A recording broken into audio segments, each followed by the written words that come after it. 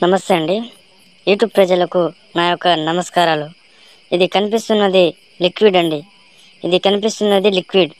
అది దేనికి వాడాలంటే బట్టలకి కానీ, చెప్పులకి కానీ, తలకు కానీ, ఒంటి మీద కానీ, మన శరీరానికి ఎక్కడైనా రాయొచ్చు బాబు. ఇది దేని గురించి వాడాలంటే మంచి గురించి మాత్రమే వాడాలి. ఇది మన ఇంట్లో సమస్యలకైనా, దేనికైనా మన భార్య మాట వినకపోవడం, మన భర్త మాట వినకపోవడం, అట్లాంటిది ఏమైనా ఉంటే ఈ లిక్విడ్ని రాయొచ్చమ్మా.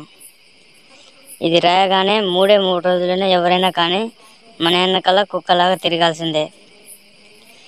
అదే కాకుండా అత్త కోడల మధ్య గొడవలు వచ్చినా, బావ బామ్మరుదుల మధ్య గొడవలు వచ్చినా, దేనికైనా ఈ లిక్విడ్ ఒకసారి వాడితే చాలు. అదే కాకుండా ఎన్నో సంవత్సరాల నుంచి విడిపోయిన భార్యాభర్తలకి ఫోటోల ద్వారాగా వశీకరణం చేస్తామండి. ఎన్నో సంవత్సరాల నుంచి విడిపోయిన భార్యాభర్తలకు ఫోటోల ద్వారాగా వశీకరణం చేస్తాం.